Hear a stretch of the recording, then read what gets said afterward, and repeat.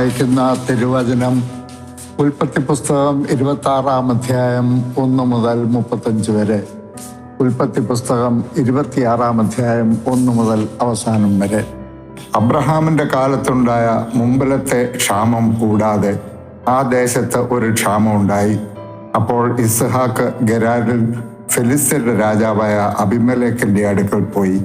യഹോവ അവന് പ്രത്യക്ഷനായി അരുളി ചെയ്തെന്നാൽ, നീ മിസ്രൈമിലേക്ക് പോകരുത്, ഞാൻ നിന്നോട് കൽപ്പിക്കുന്ന ദേശത്ത് പാർക്ക, ഈ ദേശത്ത് താമസിക്ക, ഞാൻ നിന്നോടുകൂടെ ഇരുന്ന് നിന്നെ അനുഗ്രഹിക്കും, നിനക്കും നിന്റെ സന്തതിക്കും ഈ ദേശമൊക്കെയും തരും, നിന്റെ പിതാവായ അബ്രഹാമിനോട് ഞാൻ ചെയ്ത സത്യം നിവർത്തിക്കും.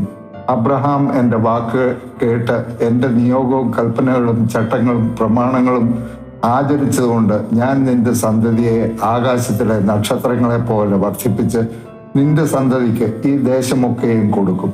നിന്റെ സന്തതി മുഖാന്തരം ഭൂമിയിലെ സകല ജാതികളും അനുഗ്രഹിക്കപ്പെടും.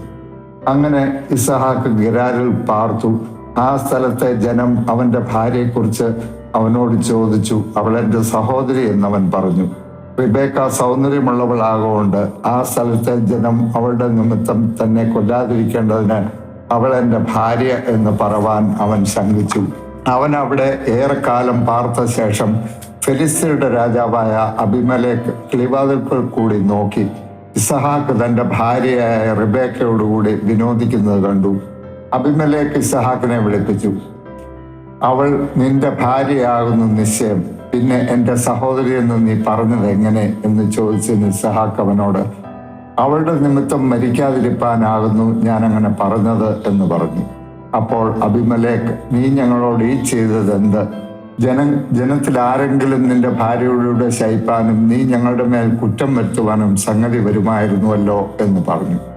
പിന്നെ അബിമേലെക്ക്, ഈ പുരുഷനെയോ അവന്റെ ഭാര്യയോ തൊടുന്നവന് മരണശിക്ഷ ഉണ്ടാകും എന്ന് സകല ജനത്തോടും കൽപ്പിച്ചു. ഇസ്ഹാക്ക് ആ ദേശത്ത് വിതച്ചു. ആ ആണ്ടിൽ 100 മേനി വിളവ് കിട്ടി. യഹോവ അവനെ അനുഗ്രഹിച്ചു. അവൻ വർദ്ധിച്ച് മഹാധനവാനായി തീർന്നു. അവൻ ആട്ടിൻകൂട്ടങ്ങളും മാട്ടിൻകൂട്ടങ്ങളും വളരെ ദാസിദാസന്മാരും ഉണ്ടായിരുന്നത് കൊണ്ട് ഫെലിസ്ത്യർക്ക് അവനോട് അസൂയ തോന്നി. എന്നാൽ അവന്റെ പിതാവായ അബ്രഹാമിന്റെ കാലത്ത് അവന്റെ പിതാവിന്റെ ദാസന്മാർ കുഴിച്ചിരുന്ന കിണറൊക്കെയും ഫെലിസ്ത്യർ മണ്ണിട്ട് നികത്തിക്കളഞ്ഞിരുന്നു. അബിമേലെക്ക് ഇസ്ഹാക്കിനോട്, നീ ഞങ്ങളെക്കാൾ ഏറ്റവും ബലവാനാകൊണ്ട് ഞങ്ങളെ വിട്ടു പോക എന്ന് പറഞ്ഞു. അങ്ങനെ ഇസ്ഹാക്ക് അവിടെ നിന്ന് പുറപ്പെട്ട് ഗെരാർ താഴ്വരയിൽ കൂടാരം അടിച്ചു അവിടെ പാർത്തു. തന്റെ പിതാവായ അബ്രഹാമിന്റെ കാലത്ത് കുഴിച്ചതും അബ്രഹാം മരിച്ച ശേഷം ഫെലിസ്ത്യർ നികത്തിക്കളഞ്ഞതുമായ കിണറുകൾ ഇസ്ഹാക്ക് പിന്നെയും കുഴിച്ചു. തന്റെ പിതാവ് അവയ്ക്കിട്ടിരുന്ന പേര് തന്നെ ഇട്ടു. ഇസ്ഹാക്കിന്റെ ദാസന്മാർ ആ താഴ്വരയിൽ കുഴിച്ച് നീരുറവുള്ള ഒരു കിണർ കണ്ടു. അപ്പോൾ ഗെരാർ ദേശത്തിലെ ഇടയന്മാർ, ഈ വെള്ളം ഞങ്ങൾക്കുള്ളത് എന്ന് പറഞ്ഞു ഇസ്ഹാക്കിന്റെ ഇടയന്മാരോട് ശണ്ടയിട്ടു. അവർ തന്നോട് ശണ്ടയിട്ടതുകൊണ്ട് അവൻ ആ കിണറിന് ഏശക് എന്ന് പേര് വിളിച്ചു. അവൻ മറ്റൊരു കിണർ കുഴിച്ചു. അതിനെക്കുറിച്ചും അവർ ശണ്ടയിട്ടതുകൊണ്ട് അവൻ അതിന് സിഗ്ന എന്ന് പേര് വിളിച്ചു. അവൻ അവിടെ നിന്ന് മാറിപ്പോയി മറ്റൊരു കിണർ കുഴിച്ചു. അതിനെക്കുറിച്ച് അവർ ശണ്ടയിട്ടില്ല. യഹോവ ഇപ്പോൾ നമുക്ക് ഇടമുണ്ടാക്കി നാം ദേശത്ത് വർദ്ധിക്കുമെന്ന് പറഞ്ഞു. അവൻ അതിന് രഹോബോത്ത് എന്ന പേരിട്ടു. അവിടെ നിന്ന് അവൻ ബേർശബയ്ക്ക് പോയി. അന്ന് രാത്രി യഹോവ അവന് പ്രത്യക്ഷനായി. ഞാൻ നിന്റെ പിതാവായ അബ്രഹാമിന്റെ ദൈവമാവുന്നു, നീ ഭയപ്പെടേണ്ട, ഞാൻ നിന്നോട് കൂടെയുണ്ട്. എൻ്റെ ദാസനായ അബ്രഹാം നിമിത്തം ഞാൻ നിന്നെ അനുഗ്രഹിച്ച് നിന്റെ സന്തതിയെ വർദ്ധിപ്പിക്കുമെന്ന് അരുളി ചെയ്തു. അവിടെ അവൻ ഒരു യാഗപീഠം പണിതു, യഹോവയുടെ നാമത്തിൽ ആരാധിച്ചു. അവിടെ തൻ്റെ കൂടാരമടിച്ചു. അവിടെയും ഇസ്ഹാക്കിന്റെ ദാസന്മാർ ഒരു കിണർ കുഴിച്ചു. അനന്തരം അബിമേലെക്കും സ്നേഹിതനായ അഹൂസത്തും സേനാപതിയായ ഫീക്കോലും ഗെരാരിൽ നിന്ന് അവന്റെ അടുക്കൽ വന്നു. ഇസ്ഹാക്ക് അവരോട്, നിങ്ങൾ എന്തിന് എൻ്റെ അടുക്കൽ വരുന്നു? നിങ്ങൾ എന്നെ ദ്വേഷിച്ച് നിങ്ങളുടെ ഇടയിൽ നിന്ന് അയച്ചു കളഞ്ഞുവല്ലോ എന്ന് പറഞ്ഞു.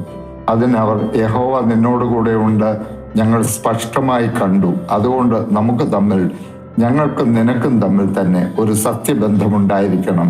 ഞങ്ങൾ നിന്നെ തൊട്ടിട്ടില്ലാത്തതുപോലെയും നന്മ മാത്രം നിനക്ക് ചെയ്ത് നിന്നെ സമാധാനത്തോടെ അയച്ചതുപോലെയും നീ ഞങ്ങളോട് ഒരു ദോഷവും ചെയ്യുകയില്ല എന്ന് ഞങ്ങളും നീയും തമ്മിൽ ഒരു ഉടമ്പടി ചെയ്യുക.